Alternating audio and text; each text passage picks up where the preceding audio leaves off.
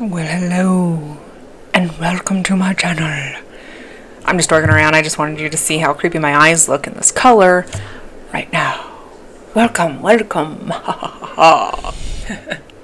Thanks for letting me play around. Welcome if you're new here. Welcome.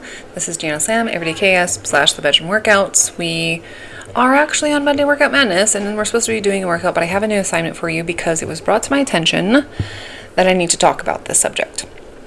I had a friend contact me and spent a little bit of time texting back and forth. She's stuck in a plateau, and this is normal. I want you to know when you're on your weight loss journey, this is normal. Whether you're trying to lose weight or gain weight, that's your goals. And there's stuff that I was telling her that I'm like, you know what? I should really talk about this. So that's what we're going to do today. I'm going to give you a new assignment. I want you to take a test. I want you to test out what your body type is. I'm going to help you with that. Literally, I can ask you a couple of questions just about your personality, and I can tell you what body type you are. So if you're struggling with it, get in contact with me. You can email me. I'll leave a link below on my email address or in the comments or something about what my email is. And for serious inquiries, I do let you have my number. But there's something super important, and it has everything to do with the stuff that I study. I study Ayurvedic medicine, and and we do a lot to do with our diet. It's all about preventative care, and knowing your body types, and also being really connected with God, for real. If I'm not connected with God, I can't heal others, period. Any of us that do Ayurvedic medicine, you can't heal, we all know this, without God's help. So we do talk about that. And I'm going to talk more so on this topic because it's something that I'm super passionate about, and I study the books, I study it all. Like, that's just what I'm trying to do in the first place. So, as your free personal trainer here on YouTube, join us if you want workouts. I come up with a whole bunch of new ones all the time. Of course, the favorite ones, the best ones that you'll ever do are the full body and the core. They're about 45 minutes each. They're easy stuff. You just need 2 10-pound weights and 1 stretch band. I mimicked a bunch of my favorite equipment at the gym. I just wanted a challenge of not having to have a gym membership and doing it in the comfort of my own home. So I achieved that. And then I needed to kind of up my weight because I wanted to get a dirt bike, and I wanted to be good on it. And it's a 250, and it's heavy as heck. And I did have an accident on it. Not even terrible. Like, it was a stupid rookie move that I did, but there was realization in when you realize just by holding your weight, you're just pivoting on one of your feet and holding the balance and the weight of the bike, and your knee decides to just cut it out as if it didn't exist. That's when you know that your workouts are a little bit weak, right? I'm like, you know what? I do need to gain some muscle. I was trying not to because I tend to get kind of bulky. Me personally, my body type will bulk. And I was trying not to bulk, and now I'm like, in order to handle the bike, you're going to have to bulk, darling. And I kind of need a butt anyway, so I kind of wanted to grow my butt. So I come from a flat-bottomed booty family, okay? Just a bunch of leg toppers, okay? And I wanted a bubble butt. So that means I have to gain some. And that's fine. It's whatever. But we all get hit with that plateau, and we start to get discouraged. And we hit the plateau even in our eating. Then we start to stress. And a lot of not being able to lose weight is because of stress management, or the lack of. And then we need to find out what it is that's making you stressed. And then as much as we can stop doing those things, we're going to try and stop doing those things that make us stressed. And a lot of that is right here in our own head.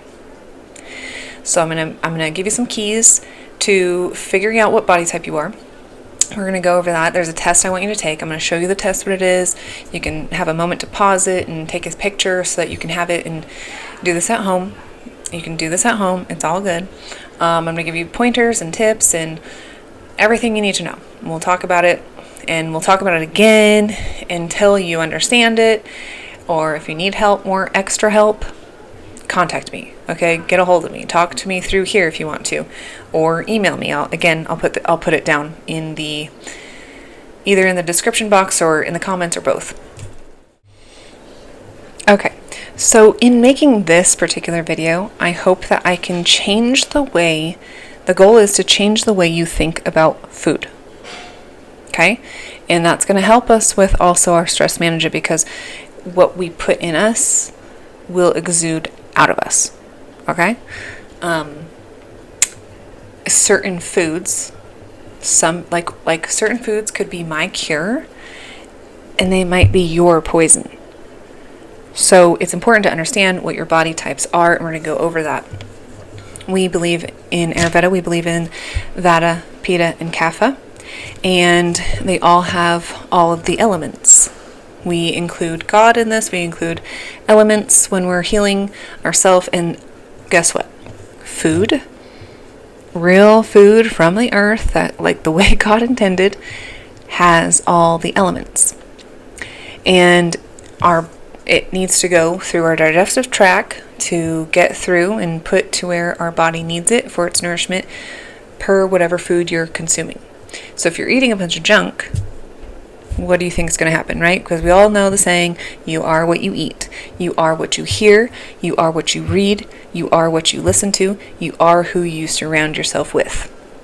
So those factors also factor in why you might be so stressed out. You could be stressed out just because of another human being could be the source of why you're stressed out. And we're going to find that out, right? You're going to find that out. We're all going to find it out together. Now, I can tell just by your personality what kind of body type you are.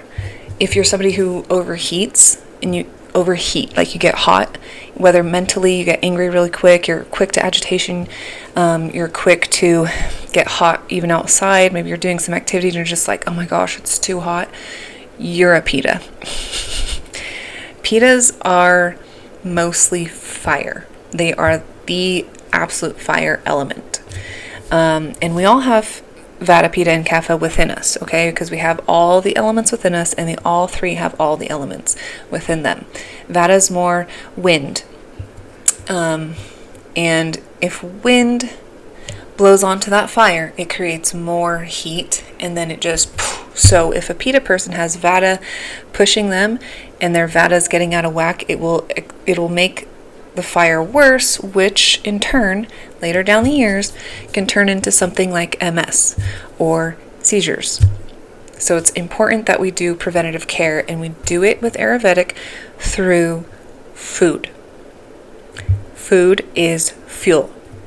Like I said, my main goal is to make you think about food differently than what you were ever taught before, okay? In my programs, I will never make you do counting calories. I will never make you weigh your food. I might make you do portion controls, but I'm not going to make you weigh it. And it's more about clean eating over here.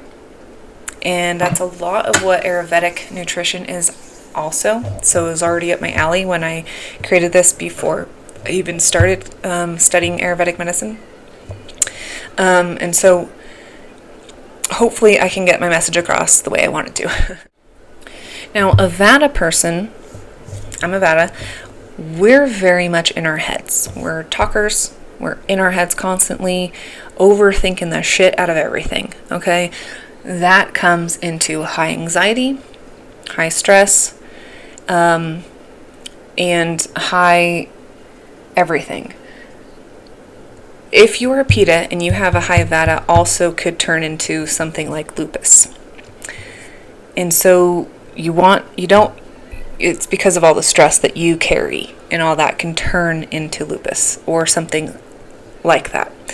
And the good thing is that means we can control it. It means we could turn it back down and bring you back to normal. That's great. In anything that you're suffering, any kind of ailment, we can bring it back to normal through food. And you kind of have to be strict on yourself, especially if it's a major kind of disease, like something like cancer or anything like that. You're going to have to be really strict on what we do. But again, we can still have a chance to reverse it. A lot of Ayurvedic also, we have to be very much in alignment with God. For real. For real, for real. And like I said, what one person's food could be their cure, could be your poison. So it's really important that we understand that. So CAFAs, I'm going to talk about CAFA. CAFAs tend to not really like working out. They're kind of our night owls as well. But they like to do activities that are more restful, quiet kind of activities, peaceful. Not that they have an aversion to people, but they don't want to do stuff that's high vigorous things. Now, a CAFA person with their weight loss stuff, they need an even amount of cardio and weightlifting. Okay, a PETA person, because they're going to get too hot anyways, they overheat. They would actually do better just lifting. Very minimal, like walking would be your cardio. And a Vata person would be way more cardio and just minimal lifting. Okay? And so that's what we're going to base everything on to help you on your journey and your goals. Now, what I have to tell my friend is this. Remember, with your personal goals and your weight loss journey, we tend to sometimes think, oh man, well, my friend's getting it and she's doing well or he's doing well. How come mine's not coming off? And, well, you don't live their life, right? Maybe they don't have as many stresses that you have, and that's okay. We're not here to compare. And if you are in that state, and I'm guilty of doing this too, I tend to compare myself to others as well. But that's the worst thing we can do, honestly, is to compare our progress with someone else's progress, because you don't actually know what their goal was for themselves, and they don't know your goal for yourself. Like my goal ended up having to change from being more of like how I used to be, skinny fit. I was always a runner when I was a kid, so us runners tend to be a little bit more lean, because we just like to go fast and constantly moving around, constant go. I got to constantly be doing something. If I'm not doing something, I feel like I'm unaccomplished. And that's my own trauma responses that I need to work on in myself, because ultimately that puts me in a high stress, hyper vigilant state, which then ups my cortisol levels, which makes me pack on the pounds. Okay, so we got to stop that, right? And it's easier said than done. But like I was telling my friend, don't compare yourself to them. Just take it easy. Give yourself permission to give yourself time to lose whatever your goal is to lose. Because here's the thing. She's also a mama. I'm a mama of 4. She's also a mama, okay? And it took time per pregnancy to get what you are right now, right? The heaviness that you decided all of a sudden you just don't like. And that's okay. You don't have to like it. It's all right. But it's normal, okay? And so it took time to get you to where you are. So allow yourself permission and time to get yourself healing and back to normal for whatever your normal is for you, or whatever goal you're trying to reach. That's the same thing as if maybe you have a hard time putting weight on and you're struggling. Same thing. Give yourself permission to take your time. Don't rush it. Rushing it, and people using like diet pills and stuff like that, you end up actually hurting yourself worse, because mentally too, because you can quickly get off of that because you didn't take the time to start a new habit. And it takes about 21 days to form a new habit and stick with it. So I always recommend, when you're trying something new, do it for 30 days. Do it for 30 days. And then see and reevaluate and readjust if you have to here and there. So my friend, I'm going to use her example. We found out that she's more of a Vata with her Kapha out of whack. So what I instructed her to do was take care of Kapha for a second. And we're going to do a Kapha food diet.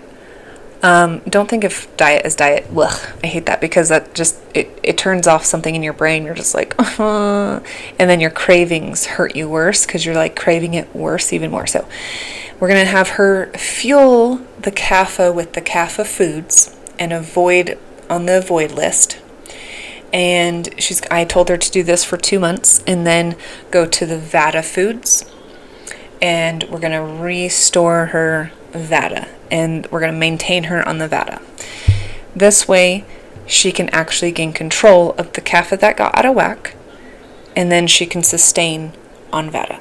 Okay, it'll make sense when you do your test when I show you this. So I'm going to show you that right now.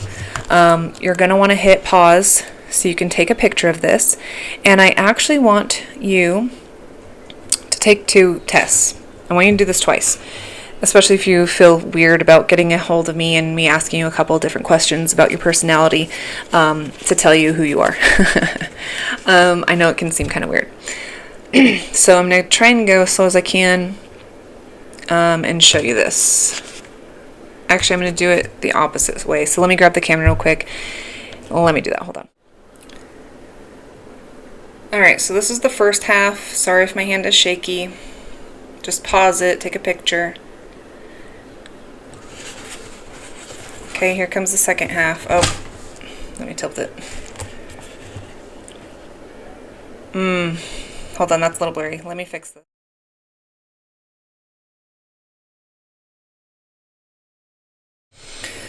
Okay, now here's the food list, and there's, for all 3 of those, there's a avoid side and a favor side. So whatever you are, absolutely avoid the avoid side, okay? You don't have to like all the things on the favor side. You're not going to like all foods in the world, right? So it's okay if you don't like those. It'll be interesting, though, to know and to see that the foods on the avoid list are actually foods you already hate. So I promise you this is going to be easier than you think. Okay? And again, I don't want you to think about counting calories. I don't want you to think about weighing your food. We're going back to simple. I'm going to make you simplify even further than counting calories and all that other stuff. I want you to unlearn what you've learned. Okay? I promise you, this is awesome. It works, and you can finally get control of what's going on inside and outside of you. Okay? Okay, so here's the food lists. Again, pause the video, take a picture, do what you got to do so that you have this list for you to succeed.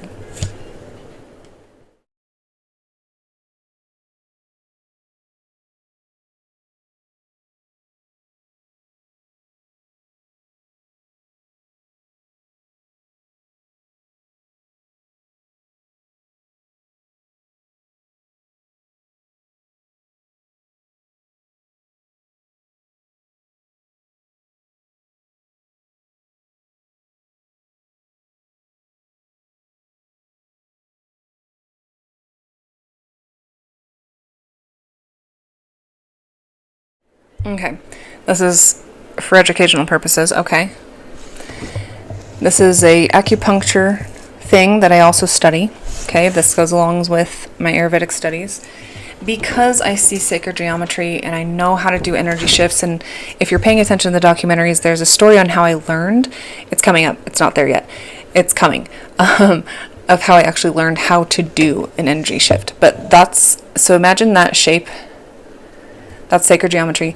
That shape, it totally lines up with all of the pressure points that are part of energy shifting and how I heal.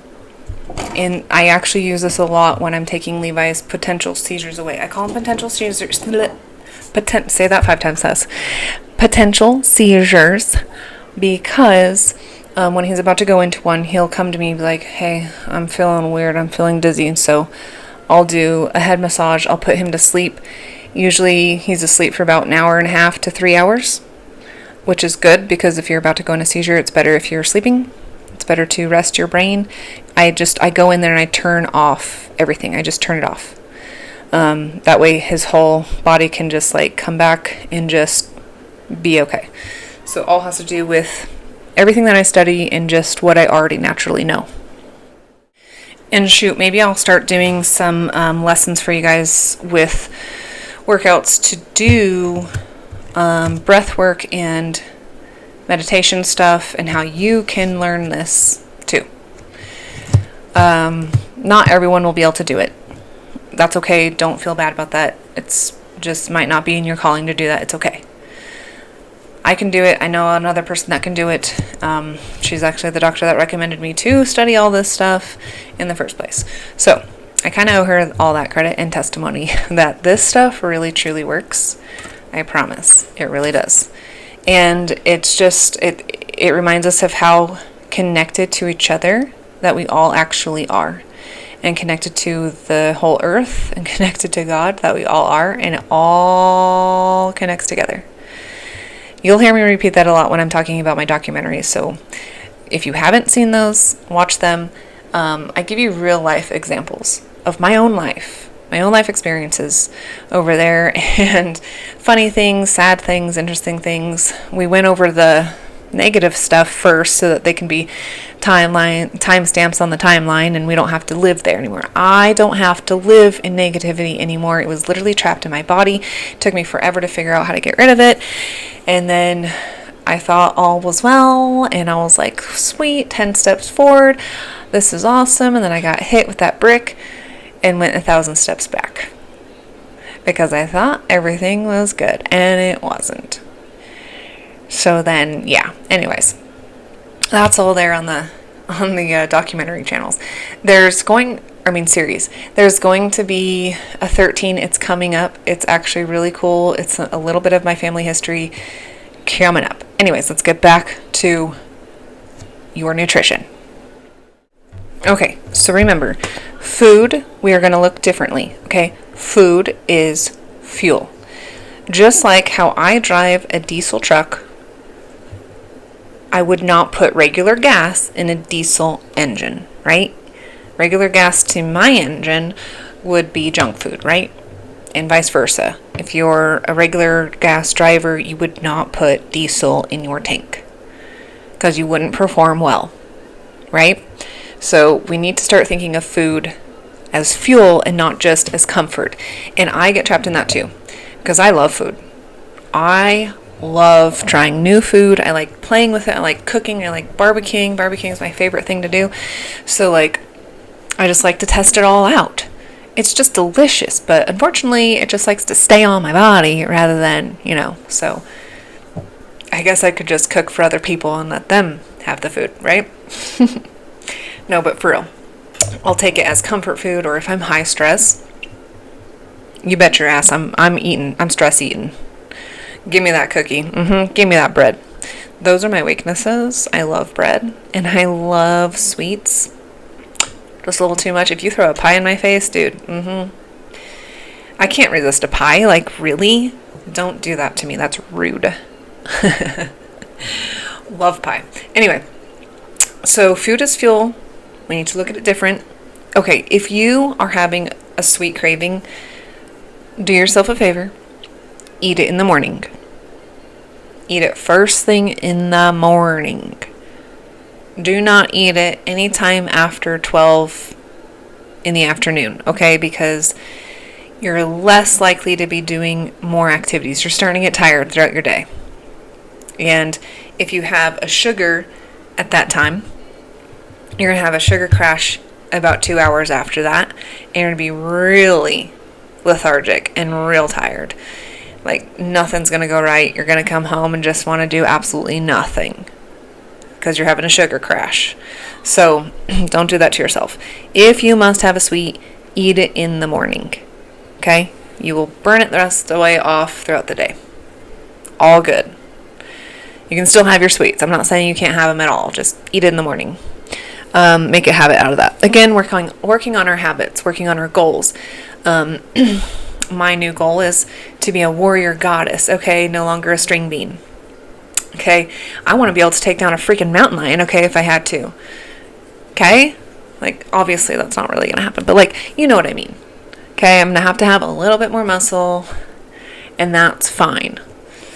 I do have to get back into my running because I need my cardio. That is my favorite stress release, I found out. Running for me, it's like, because I like to do bursts of sprints, and I highly recommend, for you other VADA types, I highly recommend bursts of sprints. You feel like you can feel it all in your whole body, okay? I'm going to give you another tool to use, and you can use this in everything you're doing. Use this in yoga. Use this while you're high vigorously working out or lifting, and it's breath work. So while you're breath working, okay, you need to keep your breath the same no matter how fast or slow you're moving. It's key in everything. It's key into tapping into the fat burning part. When our muscles are getting enough oxygen while we're moving around, they can actually perform the way they need to, because they're not in suffocation mode, because they're like, whoa, I need more oxygen here. And that's when you get your cramps. You get that side stitch, or you're getting shin splints, okay? It's because you're not breathing correctly. And there's a way to get you out of this. I know I've said this before in a couple other workout videos. And I say this in the very beginning of the very beginning videos. Go watch those ones. It's all about your breath work. Again, no matter how fast or slow your body is moving, keep your breath the same. So you should have a in through your nose, out through your mouth kind of concept.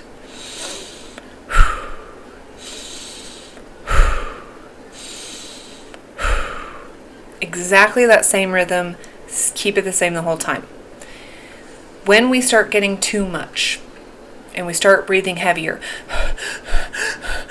do you hear the difference? Compared to, I'm restricting now. Now I'm restricting my own lungs, and now the lungs are collapsing a little bit more, not getting enough oxygen to the places where they need to go, all the way down to my legs, all the way down to my toes, all the way down to my shoulder, everywhere.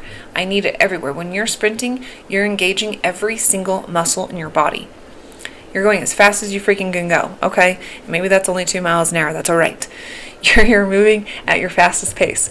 And you're giving it your all, which means you need a lot of capacity in your lungs to hold that oxygen, to disperse it. And I thought that was weird. Disperse it throughout your muscles that are in work. Okay? So it's important that your breath is what? The same. The whole time. Now, if you got yourself into a little pickle and you started to, there's a way to get out of it. Ready? We're going to exhale everything. And I know this is going to be hard because when you get into that point and you're running, you feel like you're literally going to collapse because you feel like you're going to die and panic and possibly pass out. I need you to get in control. Do not sit down at this point. Do not. I want you to keep walking. Walk, walk, walk. But what I want you to do while you're walking, I want you to empty your oxygen. I want you to empty your lungs. Kind of over-exaggerate this and just till you feel like they're going to collapse, okay? Then I want you to breathe through your nose. Fill them all the way up, all the way up. Hold your breath for 3 seconds. 1, 2, 3, let out your mouth.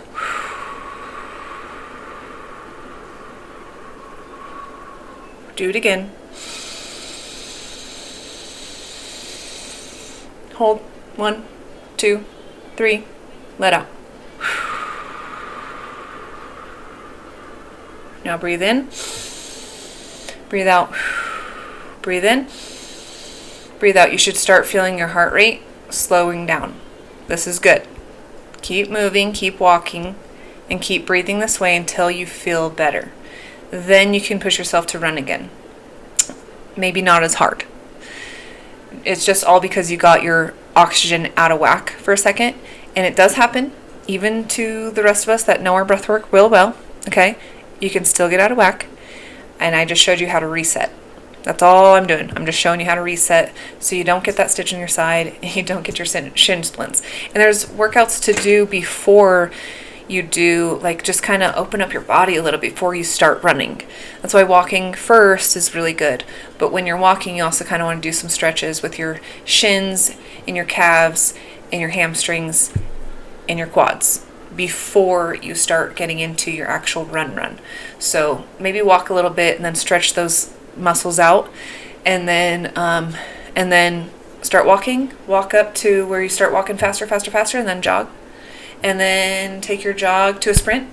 Sprint until you feel like your legs are going to collapse on you.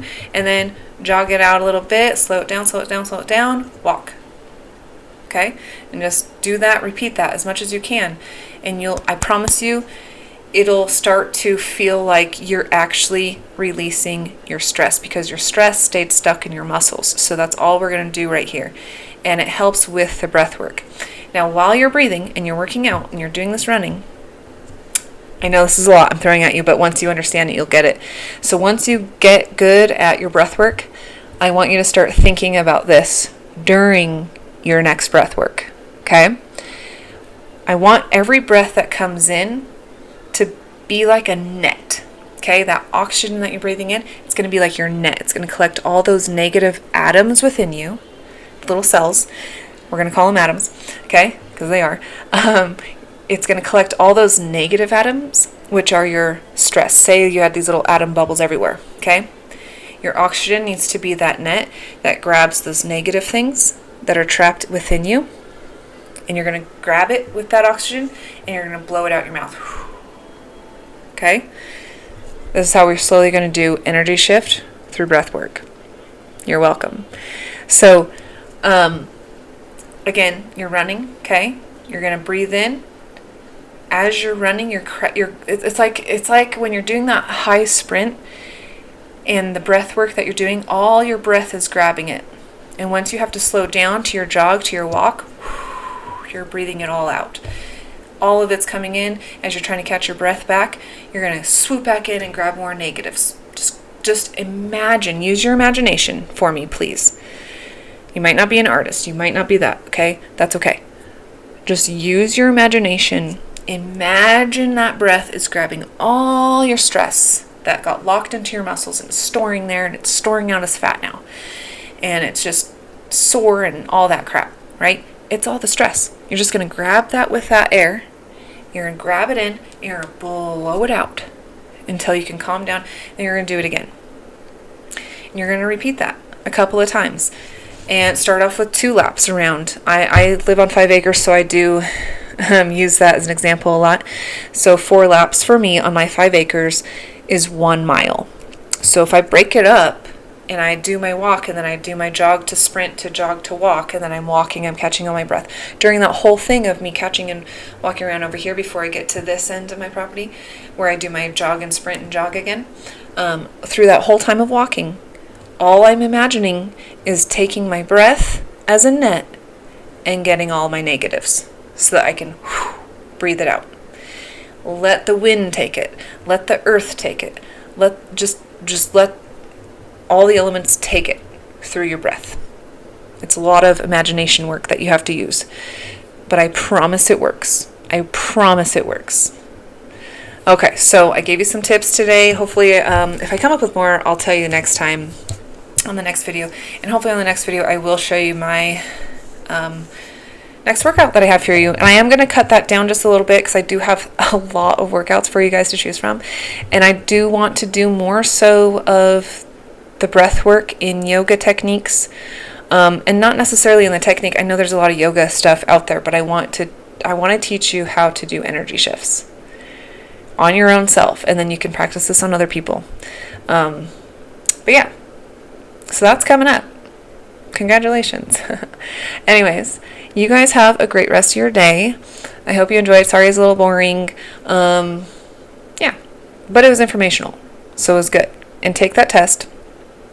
Oh, I was listening back to the videos before, because sometimes I cut them off and then restart. I want you to take the test twice because, okay, I want you to think about the first time you take it.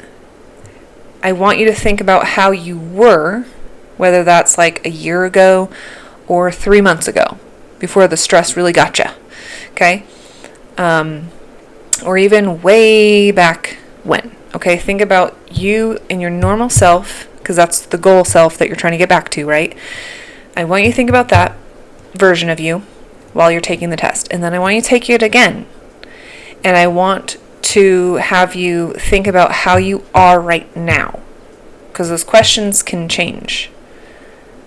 Those feelings that you have about what your topics are, what you're picking, like if you have brittle nails or hair or whatever, maybe they weren't so much brittle before. Maybe they were more something else before, and now they're brittle. And that's going to tell us what's out of whack of what you are right now.